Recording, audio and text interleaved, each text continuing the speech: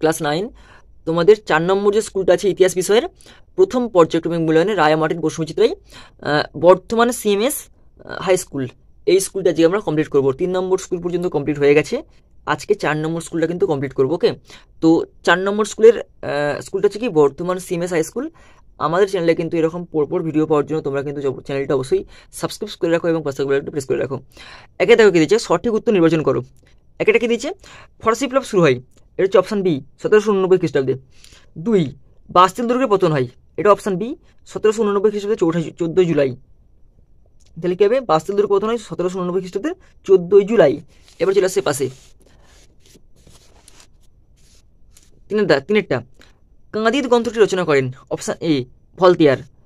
4টা, ফরাসি বিপ্লবের সময় ফ্রান্সের সম্রাট ছিলেন, এটা কি হবে, সি সোরস লুই।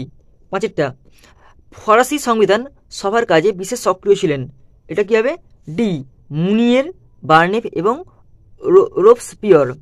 6টা, তুলো একটি, এটা কি, অপশান সি ফরাসি বন্দর। 7টা, ব্যাংক অফ ফ্রেন্স প্রতিষ্ঠিত হয়, অপশান সি 1800 খ্রিস্টাব্দে। এবার দেখো 8টা, কনফেডারেশন অফ দ্য রাইন গঠন করেন, অপশান সি নেপোলিয়ান। 9টা, প্রেস পার্কের সন্ধি স্বাক্ষরিত হয়, এটা হবে অপশান বি ফ্রান্স ও অস্ট্রিয়ার মধ্যে। 10টা, নেপোলিয়ান মারা যান, এটা হবে কি, অপশান সি সেন্ট হেলেনা দ্বীপে। ওকে, এবার চলে আসো বিভাগ খ। বিভাগ খ দেখো কি দিয়েছে, তুর্গ নিচের বিভাগ খ দেখো, দুয়ের দিকের নিচের প্রশ্নগুলির নির্দেশ অনুযায়ী উত্তর দাও। উপবিভাগ এ হচ্ছে এক উত্তর দাও, তুর্গ কে ছিলেন? তুর্গ ছিলেন ফরাসি সম্রাট সোরসলুইয়ের অর্থমন্ত্রী। এটা কি হবে, দেখো তুর্গ ছিলেন ফরাসি সম্রাট সোরসলুইয়ের অর্থমন্ত্রী। তুর্গ হচ্ছে কি, ফরাসি সম্রাট সোরসলুইয়ের অর্থমন্ত্রী। ওকে, দুইটা দেখো কি দিচ্ছে, কত খ্রিস্টাব্দে লুনিভিলের শান্তি চুক্তি স্বাক্ষরিত হয়, এটা হবে কি 1801 খ্রিস্টাব্দে। 1801 খ্রিস্টাব্দে কিন্তু লুনিভেলের শান্তি চুক্তি সংগঠিত হয়েছিল, দেখতে পাচ্ছ। এবার দেখো উপবিভাগ খ বি সত্যমিথ্যা নির্বাচন করো। ফরাসি বিপ্লবের 3টি আদর্শ হলো সাম্য, শত্রুতা ও স্বাধীনতা, এটা কিন্তু ফলস মানে মিথ্যা। এটা কি হবে, সাম্য, মৈত্র ও স্বাধীনতা। তাহলে এটা মিথ্যা হবে, উত্তর কী হবে, মেন সঠিকটা কী হবে, সঠিকটা হবে সাম্য, মৈত্র ও স্বাধীনতা। এবার চলে আসো 2টা, কোড নেপোলিয়ান প্রবর্তন করেন 3য় নেপোলিয়ান, এটা হবে ফলস। এটার উত্তর হবে কি, নেপোলিয়ান বোনাপার্ট। কি হবে, নেপোলিয়ান বোনাপার্ট। ওকে, এবার চলে আসো সি, নিম্নলিখিত বিবৃতিগুলির সঠিক ব্যাখ্যা নির্বাচন করো। 1 নম্বর বিবৃতি থেকে দেখো কি দিচ্ছে, 175 বছর পরে ফরাসি সম্রাট সোরস লুই স্টেট জেনারেল অধিবেশন আহ্বান করেন, কারণ এটা হবে কি, ব্যাখ্যা 1 অর্থ সংকট থেকে মুক্তি পাওয়ার জন্য।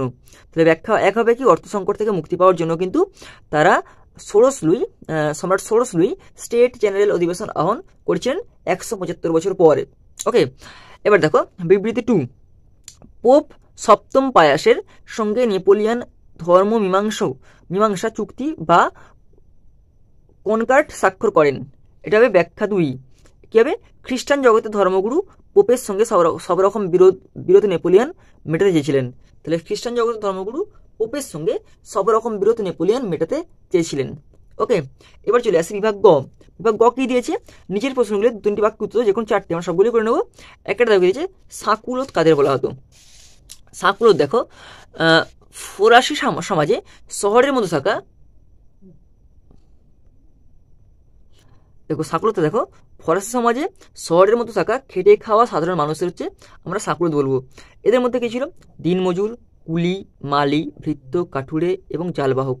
ফরাসি বিপ্লবে সাকুলোতদের ভূমিকা ছিল খুবই গুরুত্বপূর্ণ। তাহলে ফরাসি বিপ্লবে কিন্তু সাকুলোতদের ভূমিকা ছিল খুবই গুরুত্বপূর্ণ। এবার চলে আসো 2টা, লেতর দ্য ক্যাশে কি? লেতর দ্য ক্যাশে দেখো কি,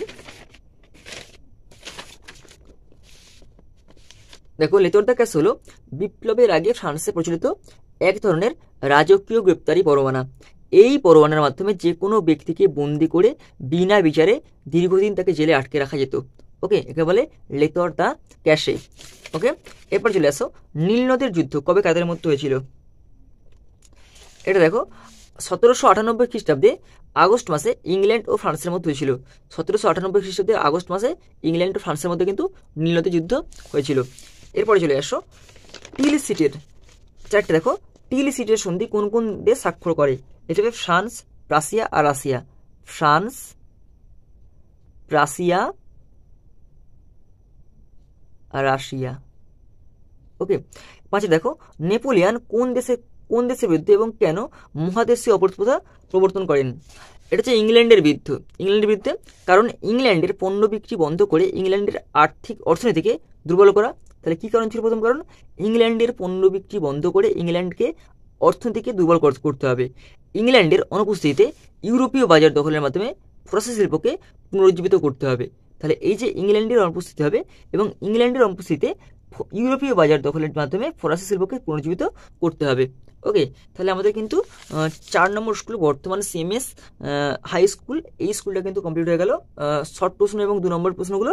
তো বড় প্রশ্নগুলো কিন্তু পাওয়ার জন্য কোন বড় প্রশ্নগুলো পড়তে পারে পরীক্ষায়, এতগুলো বড় প্রশ্ন মুখস্থ করা সম্ভব নয়।